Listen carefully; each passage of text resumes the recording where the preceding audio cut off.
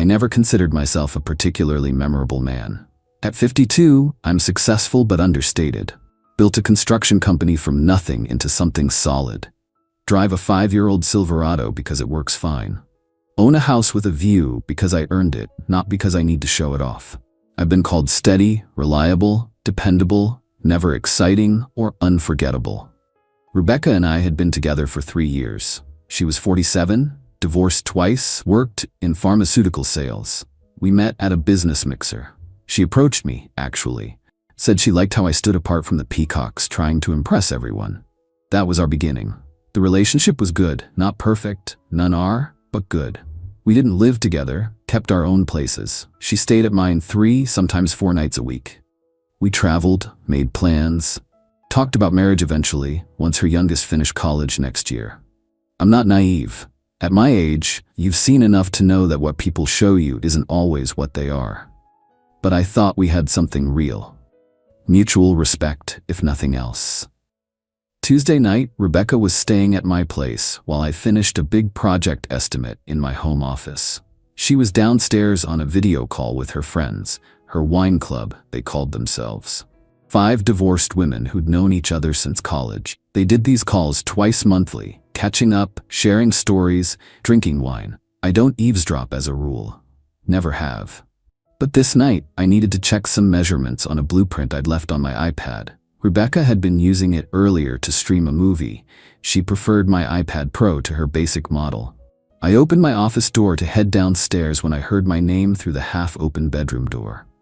"So are you and Jack still talking about that move to the coast?" One of her friends, Marianne, I think.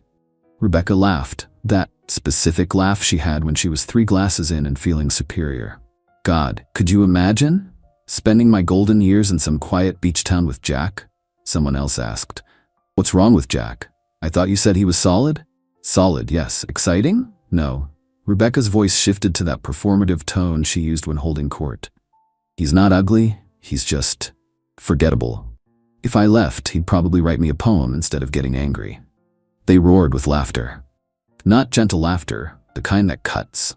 At least he's loaded, another voice chimed in. That's the only reason I'm still around, Rebecca said. Well, that and he's good for fixing things.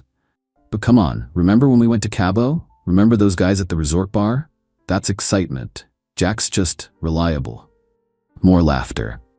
So what's your exit strategy? Someone asked.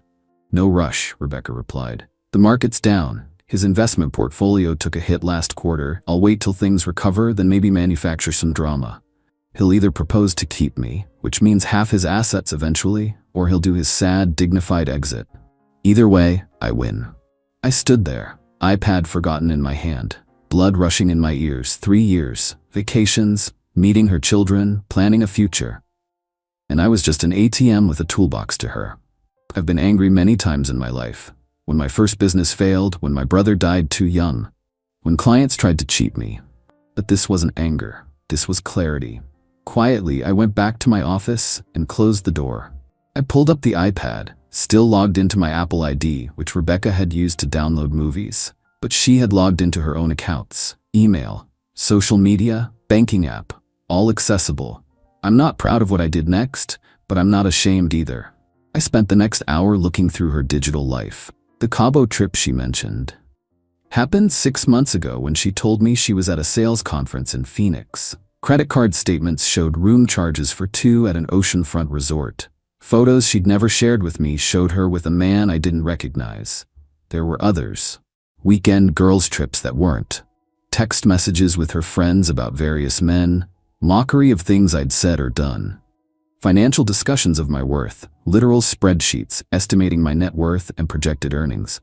All while I thought we were building something. I didn't slam doors. Didn't break things. Didn't even raise my voice.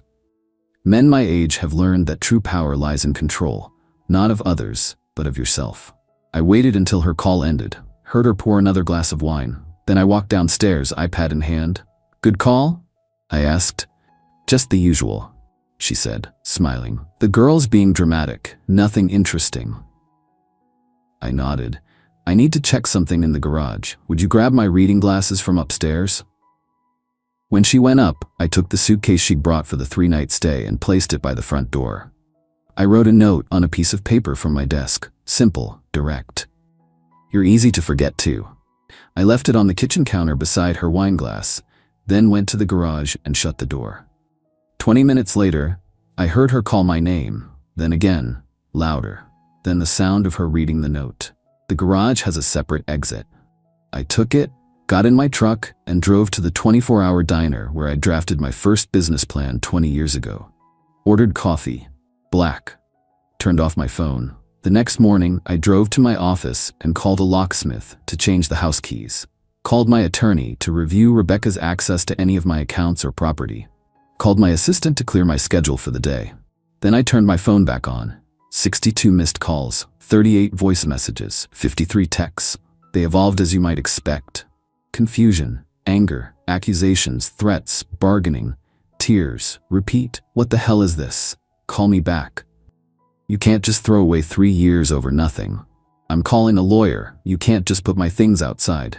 Please, Jack, it was just stupid wine talk. I'm sorry. Please call me. I didn't mean any of it.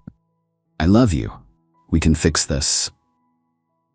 I didn't respond to any of them. Instead, I made arrangements to have her remaining belongings packed and delivered to her house. I sent a single email detailing when the delivery would arrive and that any further communication should go through my attorney. The weekend after I left Rebecca, I drove up to my cabin in the mountains. It's nothing fancy, 3 rooms and a deck overlooking the valley. I bought it 15 years ago as a refuge from the world. Rebecca had been there exactly twice.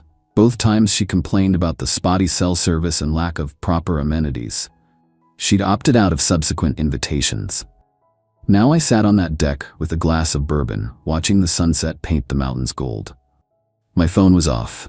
The only sounds were wind through the pines and an occasional eagle's cry. I thought I'd feel devastated, betrayed, broken. Instead, I felt unnervingly calm.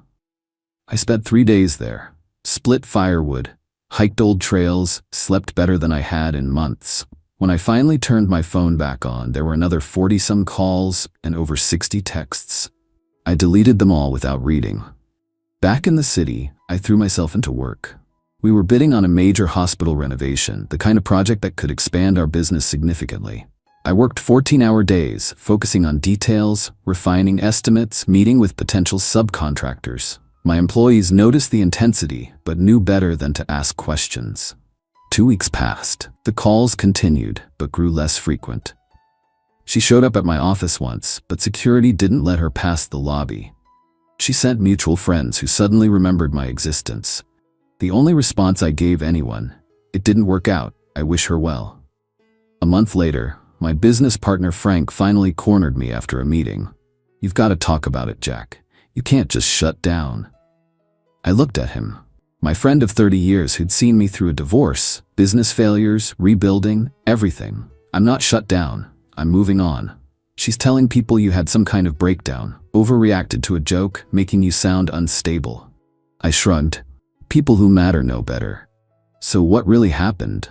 I showed him screenshots I'd taken that night. The trip receipts, the messages about me, the financial calculations. He read in silence, then looked up. "Jesus, Jack. Some lessons come later in life than we'd like," I said. We landed the hospital contract, the largest in our company's history.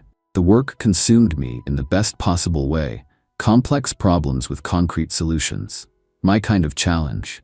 Rebecca tried a new approach. She sent a letter to my home address, 10 pages handwritten. I recognized the expensive stationery she preferred.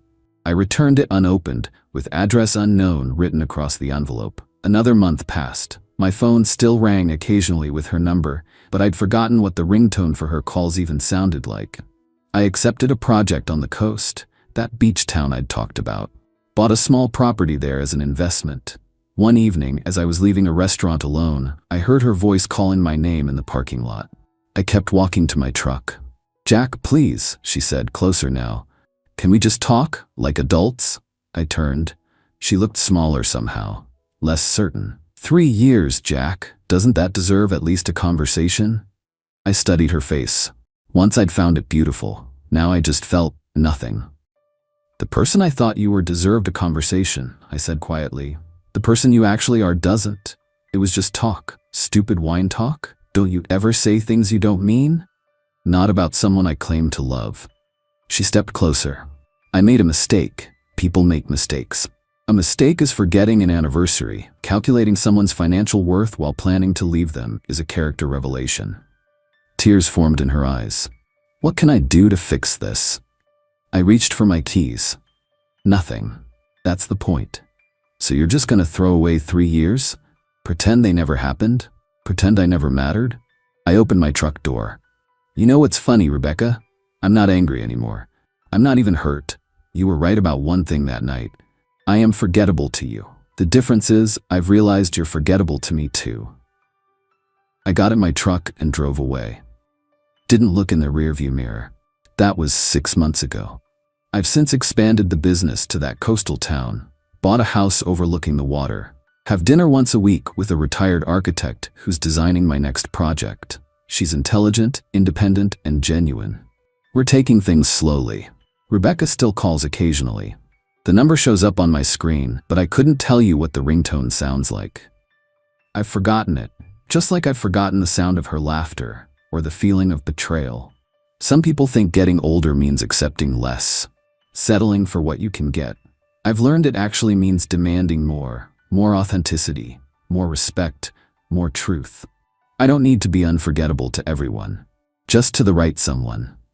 And they to me. Sometimes the best revenge isn't making a big scene or destroying someone's life. Sometimes it's simply proving them wrong in the quietest way possible, then moving on to build something better.